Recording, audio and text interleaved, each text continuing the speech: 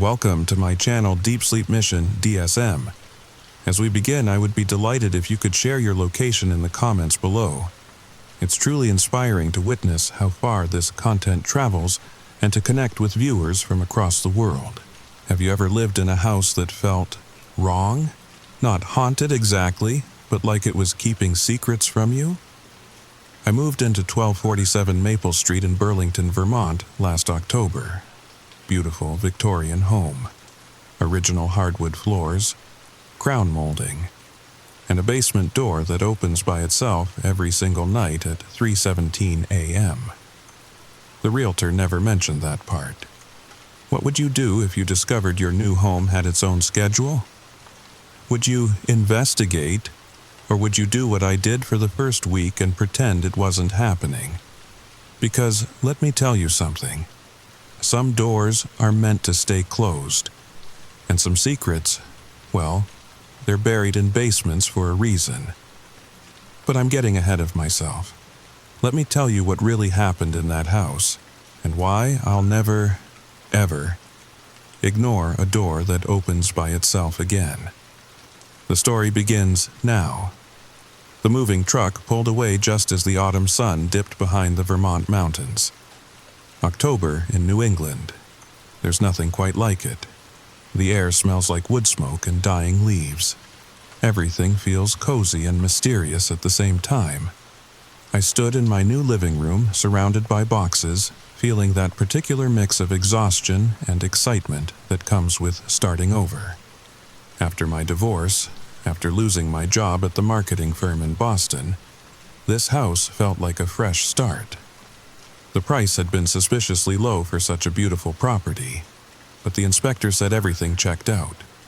Solid foundation, good bones, just needed some love. That first night I barely unpacked anything. Just my bed, some clothes, basic kitchen stuff. I collapsed into bed around 11, dead tired from the move. The house made those settling sounds old houses make, creaks and sighs as the temperature dropped. Comforting, really, like the house was getting comfortable too. Then I heard it, a soft click, followed by the unmistakable groan of hinges. I sat up, heart suddenly pounding. Living alone makes you hyper-aware of sounds. Every noise could be an intruder. I grabbed my phone, using its flashlight as I crept down the hallway. The house was still. Shadows danced on the walls from the streetlight outside. The basement door stood wide open. I definitely remembered closing it. The realtor had shown me the basement earlier, unfinished but dry. Just concrete walls and exposed beams. Perfect for storage. I'd closed that door. Locked it even, because the old-fashioned skeleton key had been sitting right there in the lock. But now, open. The darkness beyond looked thick, impenetrable. Like black velvet. "Hello?" My voice cracked. God, I felt ridiculous. Calling out like some horror movie victim. Nothing. I flicked the light switch. The single bulb at the top of the stairs flickered on, casting harsh shadows down the wooden steps. Everything looked normal. Just a basement. I started down the stairs, each step creaking under my weight. No, wait. What was I doing? I'd seen enough movies to know better. I backed up, shut the door firmly, and turned the key. The lock clicked solidly into place. Must have been the house settling. Old houses do weird things. The door probably wasn't hung right. I'd add it to my list of fixes. I went back to bed, but sleep came slowly. And when it did, I dreamed of darkness. Thick, breathing darkness that pressed against doors, looking for a way in. The next morning, I woke to sunshine streaming through the windows. The house looked beautiful in daylight, warm, inviting. I laughed at myself for being so jumpy. First night in a new place, of course I'd been on edge. I made coffee, started unpacking the kitchen. Around noon, I remembered the basement door and went to check. Still locked, see? Just my imagination. That night, I made sure to lock it before bed. turned the key twice, even gave the handle a good tug to make sure. Solid. At 3:17 a.m., I woke to the sound of that door opening. This time, I looked at my phone as I lay there, frozen. 3:17 exactly. The groan of hinges seemed louder in the darkness. Longer, like the door was opening slowly, deliberately. I didn't get up, told myself it was the wind. Old houses have drafts, temperature changes, completely normal. I pulled the covers over my head like a child and waited for morning. But I knew. I knew that door was open. Sure enough, when I finally got up at 7, there it stood, wide open. The skeleton key still in the lock, turned to the open position. This continued for 5 more nights. Every night, I'd lock the door. Every night at 3:17 a.m., I'd hear it open. By the 7th night, I'd stopped checking. What was the point? It would be open. It was always open. I started sleeping with earplugs, but the earplugs didn't stop the dreams. Every night now, I dreamed of that basement. Sometimes I was standing at the top of the stairs, looking down into impossible darkness. Sometimes I was already at the bottom, feeling my way along cold concrete walls that went on forever. And sometimes I wasn't alone down there. I could hear breathing that wasn't mine. Slow, patient, like something that had all the time in the world. I started avoiding that hallway during the day, taking the long way around through the dining room to get to the kitchen. Stupid, but that door, even closed and locked, it felt wrong, like it was watching me, waiting. You can only ignore something for so long. By the 2nd week, the earplugs weren't enough, because it wasn't just the sound keeping me awake, it was the knowing. Knowing that door was open. Knowing that darkness was spilling into my hallway. I tried everything rational first. Called a locksmith. Big guy named Dave, been in the business 30 years. He examined the door, the frame, the lock. Nothing wrong with it, he said, testing the mechanism. Solid as they come, these old locks, they're actually harder to pick than modern ones. But it keeps opening by itself. He gave me that look, the one that says crazy city person who doesn't understand old houses. Humidity changes, he said. Wood swells and contracts. Sometimes doors pop open. You could try a deadbolt. But I knew a deadbolt wouldn't help. Whatever was opening that door was turning the key. I tried other things, stupid things. Put a chair against the door, found it moved aside in the morning, placed neatly against the wall. Tried tying string from the door handle to the banister. Found it untied, coiled perfectly on the floor. Even sprinkled flour on the floor to catch footprints. In the morning, the flour was undisturbed, except for a single line through it, like something had dragged itself across without using feet. Next, I set up my laptop to record. Positioned it in the hallway with a clear view of the door. Started recording before bed, locked the door, went to sleep. At 3:17 a.m., I heard it open. The next morning, I reviewed the footage with my coffee, expecting to finally have answers. What I saw made my hands shake so badly I spilled coffee all over my kitchen table. At 3:16 a.m., the hallway was still. At 3:17 a.m. exactly, the skeleton key began to turn. Slowly, deliberately, like invisible fingers were gripping it. The lock clicked. The door swung open into perfect darkness. But that wasn't the worst part. The worst part was what happened at 3:18 a.m. The darkness in the doorway moved.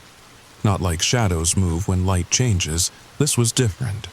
The darkness seemed to breathe, to pulse, like it was tasting the air of my hallway. Then, at 3:47 a.m., the door closed. The key turned, click. I must have watched that video 20 times. Showed it to my friend Sarah when she visited from Boston. That's edited, right? She asked. I wished it was. She stayed the night, determined to see for herself. We sat in the hallway with flashlights watching the door. At 3:16, we tensed. At 3:17, click.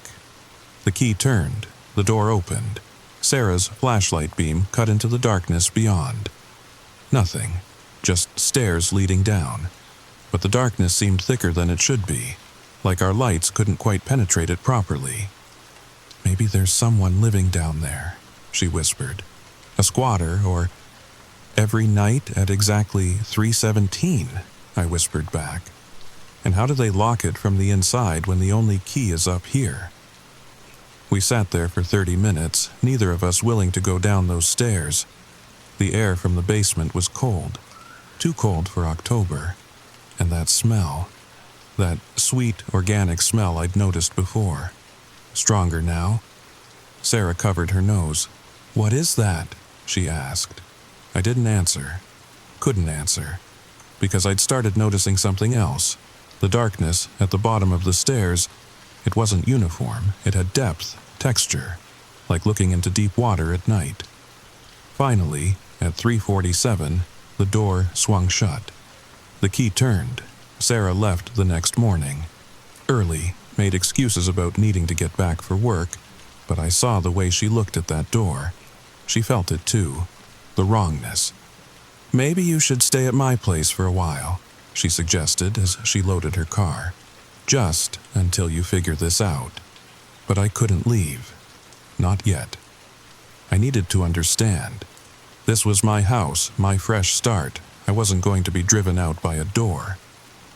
That night, alone again, I did something stupid. Or brave. Depends on how you look at it. I went down. At 3:10 a.m., I positioned myself at the top of the basement stairs. Inside, in the dark. I'd closed the door behind me, leaving the key in the hallway lock. My plan was simple. Wait inside, see what happened when the door opened. See if something came out or went in. The basement smelled different at night. During the day, it was just musty concrete and old wood. But now, there was something else. Sweet. Organic. Like overripe fruit left in the sun too long. I sat on the top step, flashlight off to save battery, phone in my hand. 3:15. My heart hammered so loud I was sure it would give me away. To what, I didn't know. 3:16. The darkness pressed against my eyes. That complete darkness you only get in windowless spaces. I could hear my own breathing, too fast, too shallow. And underneath it, was that my imagination? Or was there another sound, a whisper of air, like something else breathing? Waiting. 3:17. The lock clicked above me. The door swung open and hallway light spilled onto the stairs, but I wasn't looking at that. I was looking at what was happening in the basement. The darkness was moving, shifting, like something massive was unfolding itself from the concrete floor. My flashlight beam shook as I clicked it on, sweeping across the basement. Empty. Completely empty. Except, the floor wasn't right. Where solid concrete should have been, there was a hole. Rough edges, like something had pushed up from below. The sweet smell was stronger here, and from deep in that hole came a sound. Breathing. Slow. Deep. Patient. I scrambled backwards up the stairs, through the door, slammed it shut. My hands shook so badly I could barely turn the key. But I locked it. Locked it and ran to my bedroom, where I sat against the wall until dawn, clutching a kitchen knife I knew would be useless. I didn't sleep that night, or the next. By the third day, exhaustion was making me see things. Shadows moving in my peripheral vision. Dark shapes in mirrors that vanished when I looked directly at them. The sweet smell from the basement had spread through the house. Faint, but always there, like something rotting in the walls. I started researching online, searching for anything about 1247 Maple Street. Found an old forum post from 2010. Someone asking about the house with the door that opens. The responses were vague. warnings. People who'd lived there or knew someone who had. All saying the same thing. Don't go in the basement. Don't look for answers. Just leave. But one comment stood out, from a user named dparkuvm. It's not a basement. Check the geological surveys. That hole goes deeper than it should. The username, David Park. The geology student who'd disappeared in 1978. I needed answers, real answers. The next day, I called the previous owner. Tracked her down through property records. Mrs. Chen, elderly woman who'd lived there 40 years before moving to assisted living. "Oh, you bought the Maple Street house," she said when I explained who I was. Her voice went flat. "How are you sleeping?" "Not well. There's something wrong with the basement door." A long pause, then, "It opens at 3:17.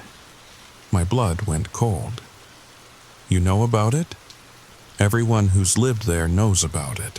My husband tried to seal it once. Concrete blocks. The door still opened. The blocks were moved, pushed aside like they were made of paper." "What's down there?" Another pause. Longer. "I don't know," she finally said. "And I lived there 40 years without finding out. You want my advice? Don't look. Don't investigate. Just let it open. Let it close. It's been doing it longer than that house has stood." "What do you mean?"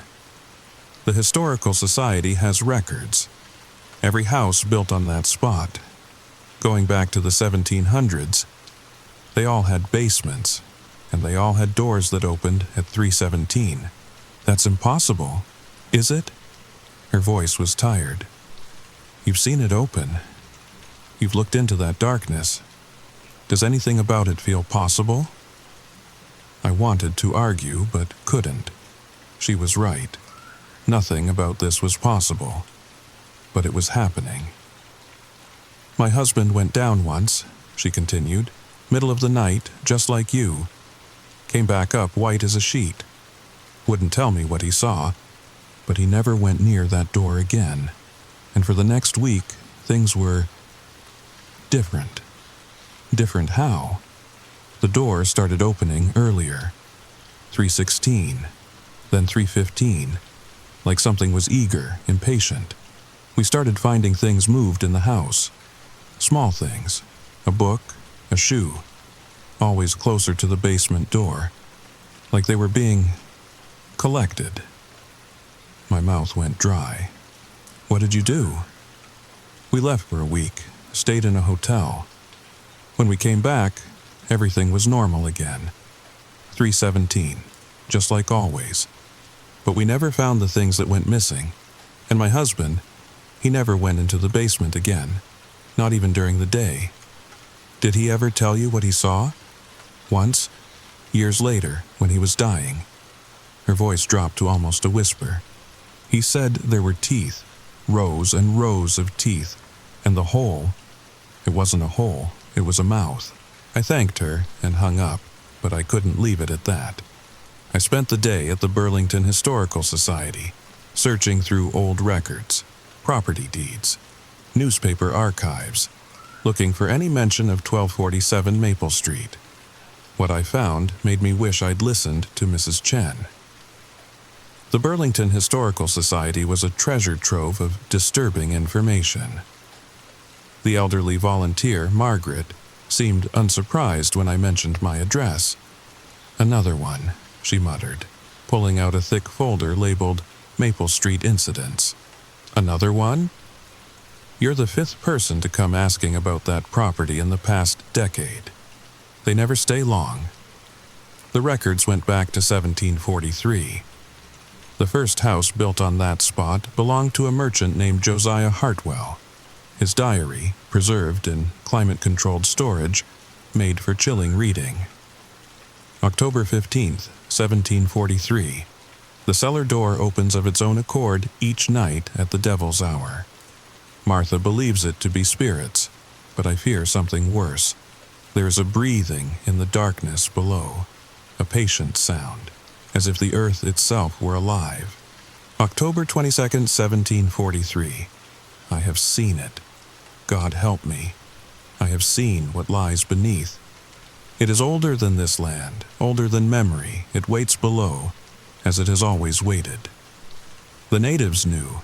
They built no dwellings here. They knew what slept beneath. October 30th, 1743. The door opens earlier now. 3:15, then 3:10. It knows I have seen it. It hungers.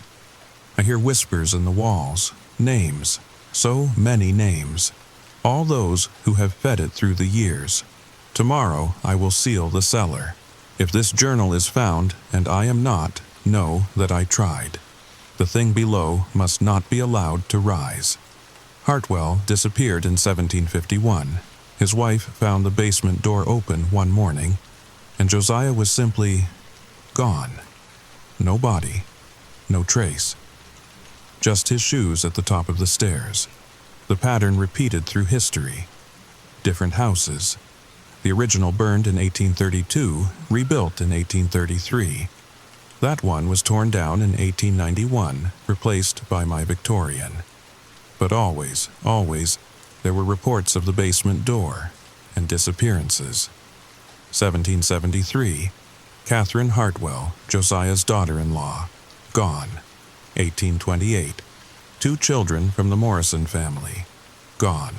1849, a traveling salesman staying at what was then a boarding house, gone. 1903, the entire Fitzgerald family, 4 people, gone. 1924, a prohibition agent investigating the basement for bootlegging, gone. 1941, 3 soldiers billeted in the house during training, gone. 67, a hippie commune tried to live there. 5 people, all gone in one night. Always the same.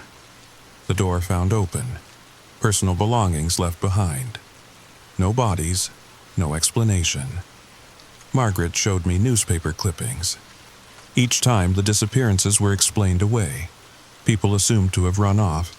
Mental breakdowns, family troubles, but the pattern was clear if you looked. The city tried to demolish the house in 1973, Margaret said, adjusting her glasses. The wrecking ball broke 3 times. The operator said it was like hitting solid rock, even though it was just wood and plaster. They gave up, sold it instead. The most recent disappearance was in 1978. A geology student from UVM named David Park had been renting a room. His landlord found his clothes folded neatly at the top of the basement stairs. David was never seen again, but it was his research I found most interesting. Before he vanished, David had been investigating unusual geological formations in the area. His notes, donated to the Historical Society by his family, included ground-penetrating radar images of the land beneath Maple Street, the hole I'd seen in my basement. According to David's research, it went down, and down, and down. Far deeper than should be possible given the water table in the area. The readings showed a cavity extending at least 300 feet straight down, then branching out in all directions like roots or veins, and it wasn't natural. The edges showed tool marks, ancient ones, pre-Columbian, maybe older. His final note, dated 3 days before his disappearance, simply read, "It's not a basement, it's a throat, and I think it's swallowing." There was one more document, a letter from 1923, written by a Professor Edmund Blackwood from Harvard's Department of Anthropology. He'd been studying native legends in the area. The Abenaki people have no name for it. They simply call it the hunger below. Their stories speak of something that fell from the stars in the time before memory, something that burrowed deep and slept, but it does not sleep peacefully. Every night it tests its bonds. Every night it calls for food. The indigenous people learn to appease it. Small offerings, animals. But when the Europeans came, they built upon the forbidden ground, and the hunger grew. Now it takes people. Now it feeds on something more than flesh. I have seen the petroglyphs they tried to hide, the warnings carved in stone. Do not wake it, do not feed it, do not look upon it, for those who see it are marked, and the marked always return to the mouth. I left the Historical Society as the sun was setting, my mind reeling, drove home on autopilot, trying to process what I'd learned. The house sat quietly on Maple Street, looking perfectly normal, just another Victorian among many. But I knew better now. That night, I packed a bag. I was done. Whatever was in that basement, whatever had been feeding for centuries, I wasn't going to be its next meal. I'd leave in the morning, find a hotel, put the house back on the market.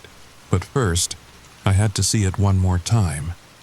I had to know if what Mrs. Chen's husband saw was real, if what Josiah Hartwell described was true. Just one look, from the top of the stairs, then I'd leave forever. At 3:16, I stood at the basement door, hand on the key. My bag was by the front door, my car keys in my pocket. Just one look. 3:17. I turned the key, opened the door. The basement was different. The hole was bigger, much bigger, taking up most of the floor now, and from deep within came a soft pink light, pulsing like a heartbeat. I shined my flashlight down. The beam seemed to get swallowed by the hole, but I could see something, wet, organic, moving.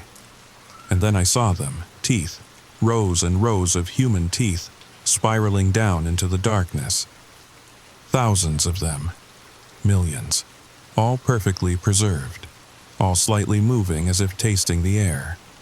Between the teeth I saw other things, bones, clothes, watches, glasses, shoes, all the remnants of all the people who'd gone missing. They were part of it now, part of the walls of that terrible throat. And at the very edge of my flashlight beam, I saw something that made my blood freeze. Eyes, human eyes, dozens of them, still moving, still watching, still aware. The breathing sound grew louder, eager. The hole widened slightly, and I realized with sick certainty that it could swallow the entire house if it wanted. It was choosing to wait, choosing to feed slowly, savoring each meal across the centuries. I stumbled backward, and that's when I heard the whispers. Hundreds of voices, all the people who'd been taken, all still somehow alive down there. Still conscious. Still part of it. They were saying names, over and over. Names of people who'd lived in the house. Names of people who'd looked into the hole. And then I heard it. Clear as day. My name. They were saying my name. I ran, slammed the door, grabbed my bag, fled to my car. Drove through the night, putting as much distance between me and that house as possible. Didn't stop until I reached Ohio. Didn't feel safe until I was in California. I live in San Diego now, as far from Vermont as I could get. Found a job, a new apartment, a new life. But some nights, I wake up at 3:17 a.m. Even here, 3,000 miles away, I wake up at exactly 3:17. And I wonder, what if it's not the house that's marked? What if it's the people who've lived there, who've seen it? Mrs. Chen's husband saw it. He died in his sleep. The newspaper said natural causes. But what if when the marked die, that's when it finally feeds? What if death is just another kind of door, another kind of mouth? I've started noticing things. Small things, objects moving in my apartment. Always closer to my bedroom door. The sweet smell sometimes, late at night. And last week I found a tooth on my pillow. Not mine. Old, yellowed, human. They say you can't run from your problems. But I'm going to keep trying. Because the alternative is accepting that some doors, once opened, can never really be closed, and that some hungers can follow you anywhere. Last night, I woke to find my bedroom door open, just a crack, and through that crack, I swear I could see stars, but not normal stars. These were wrong, too close, too hungry. I'm uploading this story everywhere I can, Facebook, Reddit, YouTube. If something happens to me, if I disappear, check the basement of wherever I was living. Check for teeth, check for eyes. And whatever you do, don't look too long, because once you see it, once you really see it, it sees you too, and it never, ever forgets. The door opens at 3:17. Every night, in every house I live in now. It's just a crack, just enough to let the darkness in, just enough to remind me that I belong to it, that we all belong to it in the end. Sweet dreams, everyone, and remember, if your door opens by itself at night, maybe just let it. Some mysteries are better left unsolved, some depths are better left unplumbed, because once you know what's down there, once you've seen it, you become part of its collection, part of its patience, part of its terrible, endless hunger. I can hear it calling my name. Even now, even here, 3:17 is coming. Did this story keep you up? Are you checking your doors right now? I need to know I'm not alone in this. Comment below if you've ever experienced something in your house you couldn't explain. Like and subscribe if you want to hear more true stories about places that shouldn't exist, and the things that hunger in the dark. And remember, 3:17 comes every night. What's opening doors in your house? Story number 2. Picture this. You're driving alone on a stretch of highway so empty you haven't seen another car for the past hour. The radio's been cutting in and out with static for miles now. And then, you see him, a figure on the side of the road, thumb out, waiting. But here's the thing that'll make your skin crawl. He's not looking at the road, he's looking directly at you, like he's been waiting, specifically for you. Before I tell you what happened next, let me ask you something. What's the one thing you've never told anyone? That secret you keep locked so deep you sometimes forget it's there? Well, what if I told you there's someone out there who already knows? The story begins now. I've driven Interstate 70 through Kansas more times than I can count. Sales territory stretches from Denver to Kansas City, and that stretch through western Kansas, it's like driving through a void. Nothing but wheat fields and wind for hundreds of miles. It was October, late October. The kind of night where the darkness seems thicker somehow. I'd left Denver around 3 in the afternoon, hoping to make it to Hayes before stopping. But a client meeting ran long, and by the time I hit the really empty stretch past Lyman, it was already past 11. I was somewhere between Cheyenne Wells and Kit Carson when I saw him. Just standing there, on the shoulder, in the middle of absolutely nowhere. My first thought was, car trouble. Had to be. Nobody hitchhikes anymore, not out here, but there was no broken down car, no hazard lights, just this guy, standing perfectly still, thumb out, wearing what looked like an old army jacket, and he was staring right at me, not at the road, at me, through my windshield, like he could see me coming from miles away. I should have kept driving. Every instinct said, keep driving. But guilt's a funny thing. What if his phone was dead? What if he'd been standing there for hours? My foot eased off the gas, the speedometer dropped from 75 to 60, then 50. Don't be stupid, Marcus, I said out loud. That's something I do on long drives, talk to myself. You don't pick up hitchhikers. But my foot kept easing off that pedal. 40 miles per hour now, I could see him more clearly, middle-aged, clean-shaven. That army jacket was olive green, Vietnam era. He had a small backpack at his feet. He wasn't moving, wasn't waving, just standing there, thumb out, watching me slow down like he knew I would. I pulled over. The gravel crunched under my tires as I stopped about 20 feet past him. I looked in my rearview mirror. He was already walking toward my car. Not rushing, just walking, like he had all the time in the world. He opened the passenger door and the dome light came on. That's when I saw his eyes for the first time. They were normal, just brown eyes. But there was something about the way he looked at me, like he was reading something written on my face. "Thanks for stopping," he said. His voice was quiet, soft almost. "Been waiting a while." "Yeah, no problem," I heard myself say. "Where you headed?" He settled into the seat, placing his backpack between his feet. "East, same as you, Marcus." I froze. My hand was on the gear shift, about to put the car back in drive, and I just froze. "I'm sorry. What did you say?" He was buckling his seatbelt, taking his time. I said, "I'm heading east, same as you." "No, you said my name." He looked at me then, really looked at me, and there was this moment, this split second, where I could have sworn his eyes weren't brown anymore. They were black, completely black. Then I blinked, and they were brown again. "Did I?" He smiled, just a little. "Sorry. Long day. Mind if we get moving?" Every alarm bell in my head was going off, but instead, I put the car in drive, pulled back onto the highway. We drove in silence for maybe 5 minutes.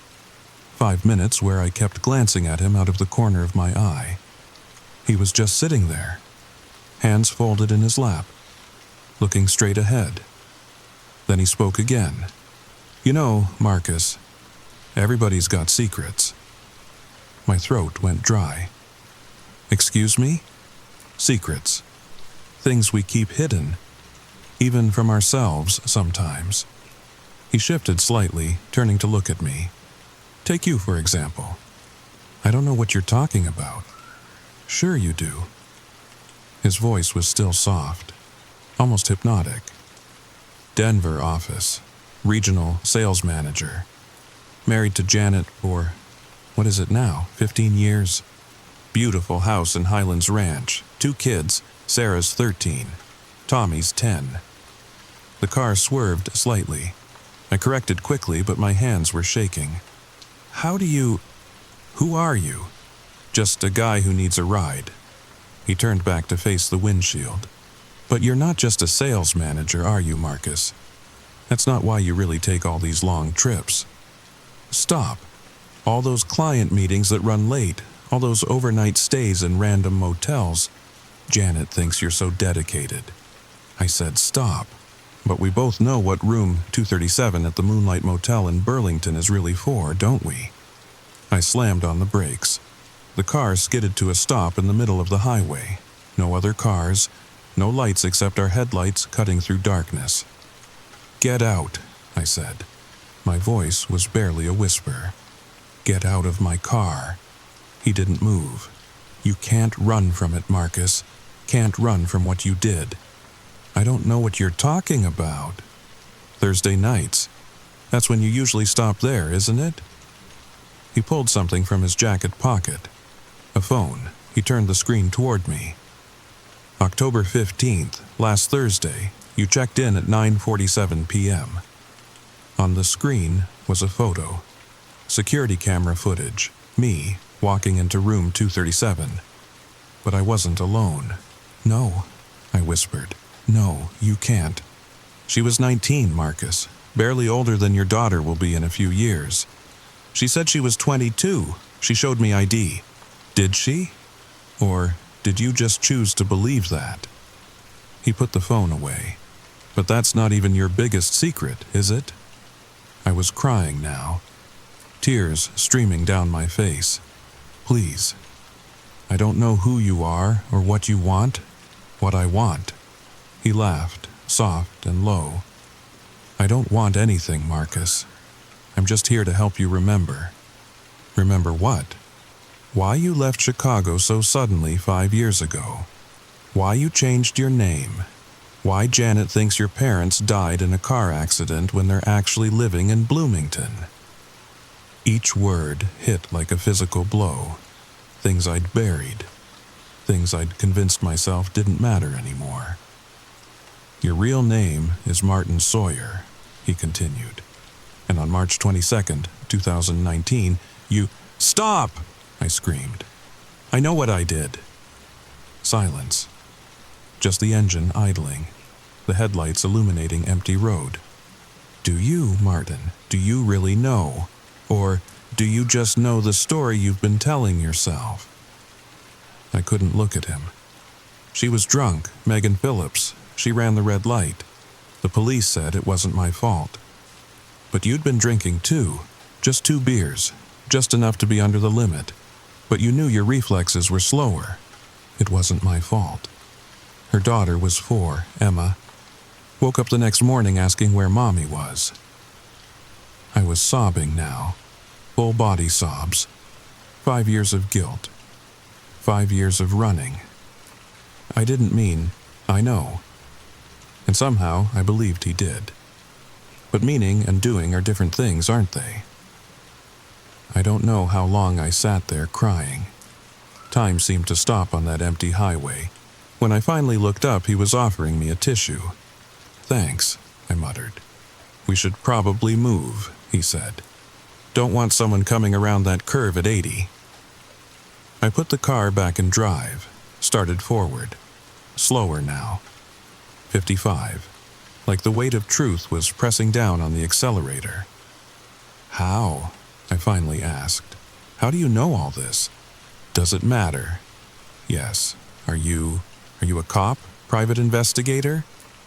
That soft laugh again. "No, Marcus. I'm just someone who sees things. Sees what people carry with them." We drove in silence for a while. The highway stretched endlessly ahead. "What happens now?" I asked. "You going to blackmail me? What do you think should happen?" "I don't know. I've been asking myself that for 5 years." I glanced at him. Some nights I think about turning myself in, but then I think about Janet, the kids. "So instead, you go to motels with girls. I'm not proud of it. I didn't say you were." The exit for Burlington was coming up. The exit with the Moonlight Motel.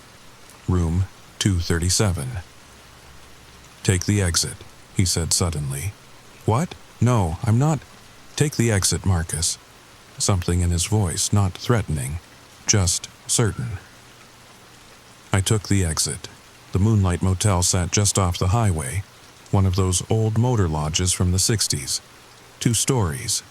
Exterior corridors, the kind of place that rents rooms by the hour. "Park," he said. I pulled into the lot. He pointed to the 2nd floor. Room 237.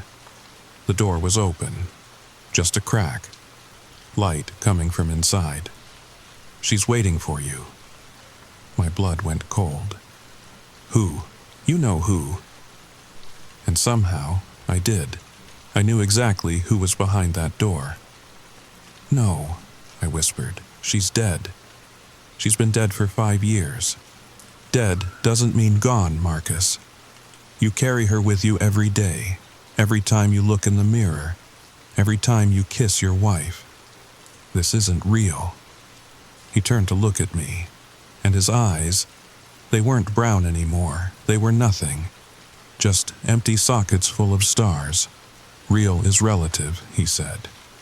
"What matters is what you do next." I got out of the car. The October air was sharp, cold. The stairs to the 2nd floor looked impossibly tall, but I was walking, 1 foot in front of the other. I stopped outside room 237, hand raised to knock. "What's in there?" I asked without turning around. "What do you think is in there?" I think Megan Phillips is in there." "Then you should probably hear what she has to say." I pushed the door open. The room wasn't room 237 anymore. It was somewhere else. The walls were glass, or ice. And sitting on what used to be the bed, Megan Phillips looked exactly like she did in the newspaper photos. Young, pretty, blonde hair in a ponytail, wearing the blue scrubs she'd been wearing that night. But her eyes were like his. empty spaces full of impossible things. "Hello, Martin," she said. Her voice was soft, tired. "I've been waiting. I'm sorry." The words tumbled out. "I'm so sorry. I know you are." She stood, moved closer. "I've watched you be sorry for 5 years. Watched you change your name, build a new life, try to outrun what happened. I didn't mean to kill me. No. But you meant to have those beers, meant to get behind the wheel." She was right in front of me now. "Just like you mean to go to this motel, mean to pay those girls, mean to betray your wife. I hate myself for it. I know. But hating yourself doesn't help anyone, doesn't bring me back, doesn't give Emma her mother. What do you want from me?" She tilted her head. "I want to be alive. I want to go home to my daughter. I want to finish my nursing degree, but we don't always get what we want. I could turn myself in. Confess. Could you? And what would that solve? Would it bring me back? Would it help Emma, who's 9 now and happy with her aunt's family? Then what?" She reached out, put her hand on my chest. It was cold, so cold it burned. "You're supposed to choose," she said. "Every day, choose who you want to be, the man who killed me, or the man who learned from it. It's not that simple, isn't it? You think you're complicated, special, but you're just a man who makes choices, bad ones mostly." The room was changing, the walls cracking, revealing the dingy motel room underneath, and Megan was fading. "Wait," I said. "Tell me how to forgive myself." She smiled, sad and beautiful. "I can't. Only you can. But first you have to stop. Stop running. Stop hiding. Stop hurting others because you're hurting." She was almost gone now, translucent. "Emma," I said desperately. "Is she okay?" The last thing I saw was her smile becoming warm, real. "She's perfect," she whispered. "She's going to be a doctor, like her mom wanted to be. And Martin, she doesn't need your guilt. Let it go. Choose better." And then she was gone. I was alone in the room 237, just a dirty motel room. When I walked back down to the parking lot, he was waiting, leaning against my car. "Feel better?" he asked. "Different. Different can be good." He crushed out a cigarette. "Ready to continue?" I looked back at the motel, at all the Thursday nights I'd spent there. "Yeah, I'm ready."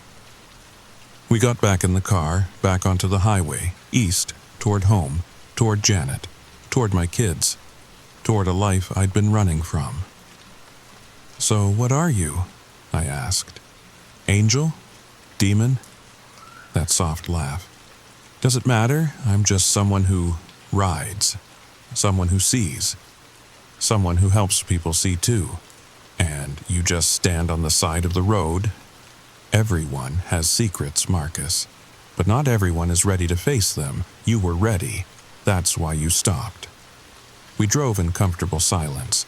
The highway opened up ahead, less like a tunnel now, more like a road. "Will I see you again?" I asked. "Do you want to?" "No, no offense. Good answer." He pointed ahead. "My stop's coming up." I looked. There was nothing there, no exit, just highway and darkness. There's nothing there. There's always something there. You just have to know how to look. I pulled over. He grabbed his backpack, got out, started walking back into the darkness. I watched him disappear, like he'd never been there at all. The rest of the drive was normal. The radio came back on somewhere around Oakley. I stopped for gas in Hayes. The kid behind the counter couldn't have been more than 19, same age as the girls. The realization made me sick. "You okay, mister?" he asked. "Yeah, just tired." I bought coffee, left a 20 for a $10 purchase. Small gesture, but it felt like a start. The sun was coming up when I reached Kansas City. I'd driven this route dozens of times and never noticed the sunrise, too wrapped up in my own darkness. I called Janet from a McDonald's parking lot in Topeka. "Hey babe," she answered. "How'd the meeting go?" "Actually, it didn't. I need to tell you something when I get home." Silence, then, "Marcus, you're scaring me." "My name's not Marcus, it's Martin Sawyer. And 5 years ago, I killed someone, accidentally, and I've been running ever since." I could hear her breathing, processing. "Come home," she said finally. "Just come home.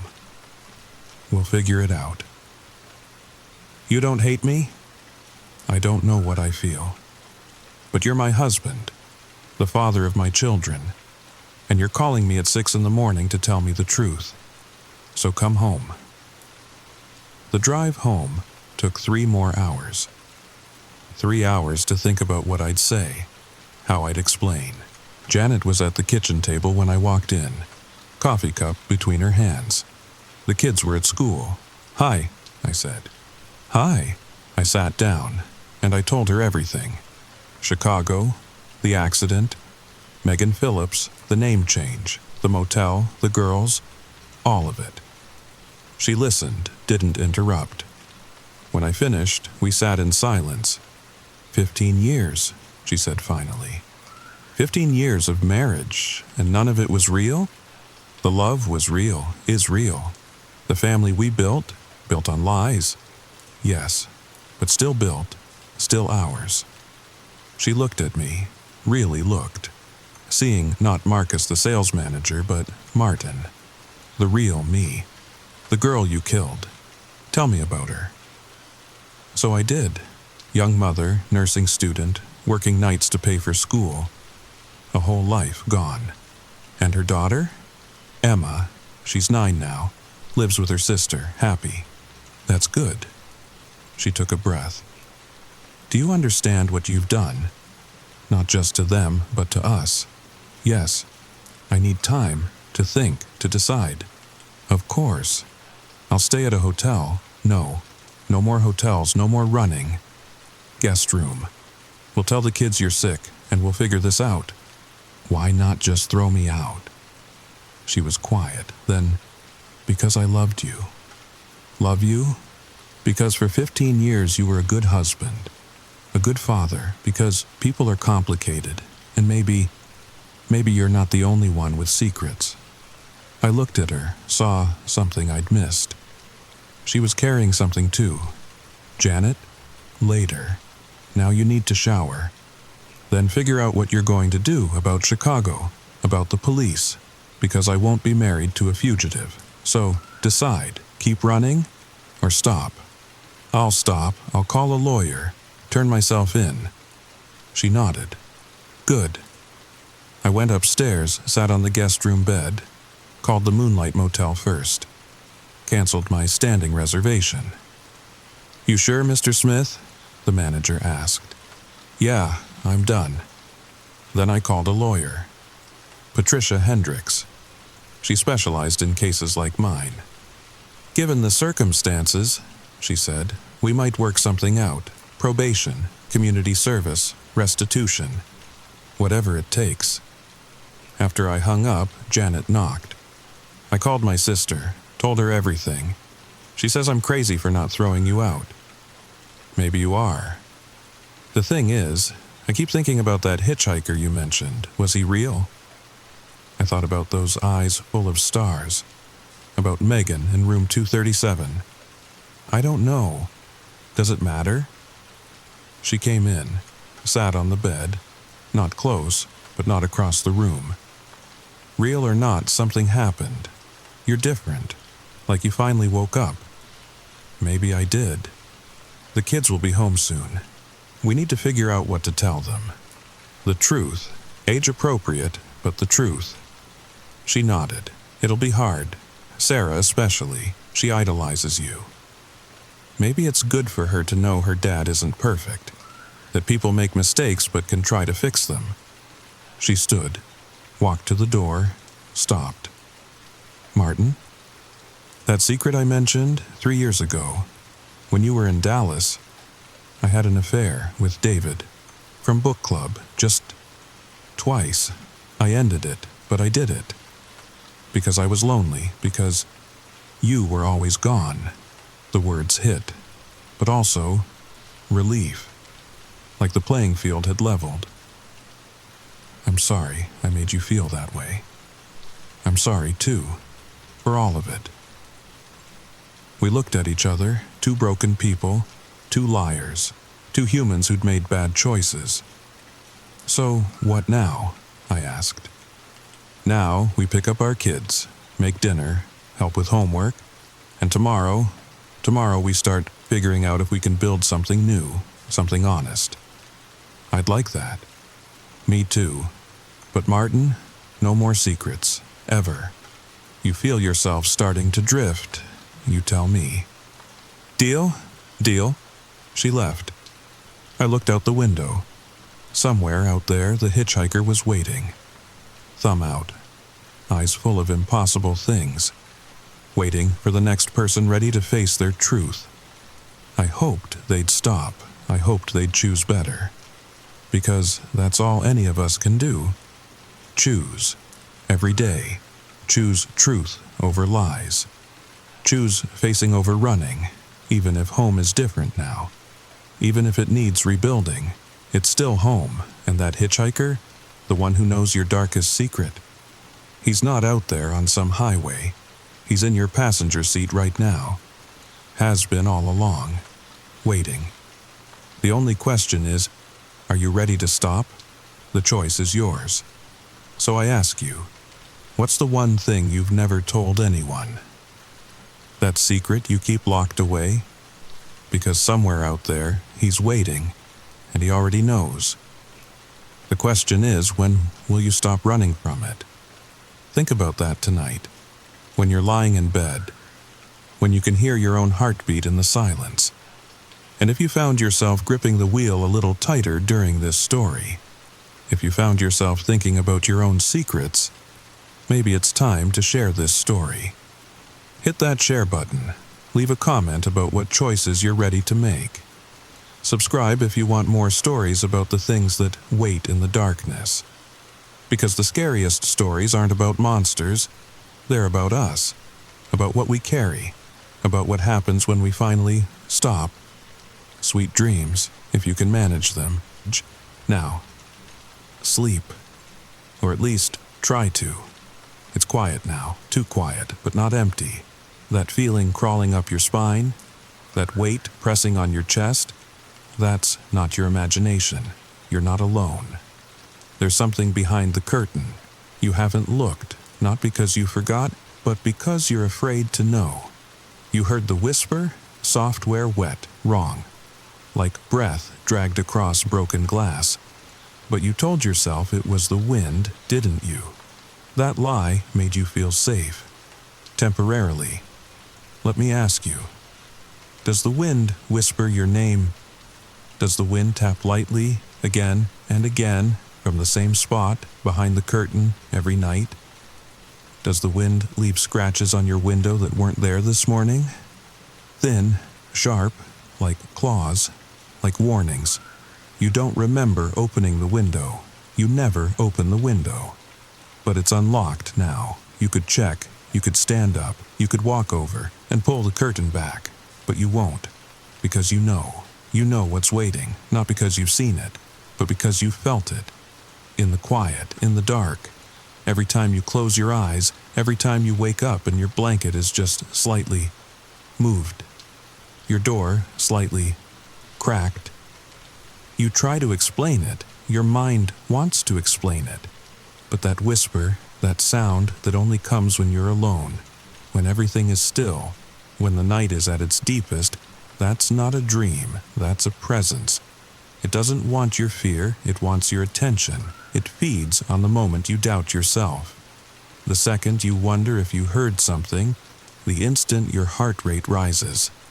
That's when it leans closer. It's been patient, watching, learning you like prey. You ever notice it never shows up when the lights are on, when someone's in the room? Number It waits for the ritual, the brushing of your teeth, the turning off of lights, the last look at your phone, the deep breath just before sleep. That's when it wakes up. That's when it stirs behind the curtain. Sometimes it watches you all night. Sometimes it moves. A shift in the shadow. A faint creak on the floorboards. The sound of fabric sliding over skin. And when you don't check, when you ignore it, that's when it comes closer. Not fast, not loud, just closer. You might feel a cold spot on the bed. You might feel breath on your neck. You might hear a whisper in your ear that sounds almost like your voice. It copies, it mimics, it blends, not to confuse you, to prepare you, because soon it won't need the curtain, it won't need shadows, it will sit beside you, stand behind you, speak through you. You won't even know when it happens. You'll wake up, look in the mirror, and something will be off. Your eyes won't blink quite right, your smile will linger too long. Your reflection will move just a little after you do. And the people around you? They'll say you seem different. Not worse, just not you. But tonight you're still you. Still in control, for now. You could still check. You could still confront it. Pull the curtain back, face it, but deep down, you've already made your choice. You won't. Because you'd rather lie still. Let your eyes drift shut, and hope sleep comes quickly. And it will. But what you wake up as might not be the same.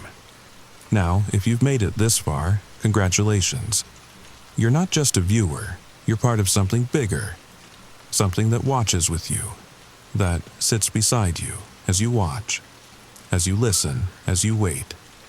Because this story doesn't end when the screen fades to black. It follows you into the next room, into your dreams, into your reflection. If you liked this story, like, share, and subscribe, so you don't miss the next one, so we don't miss you, and comment below. Tell us the moment you stopped feeling alone. We're watching, we're listening, and we read everything. Now, go ahead, gain the courage to check the dark corners before you sleep. Turn off the lights, close your eyes, sleep well, if you can.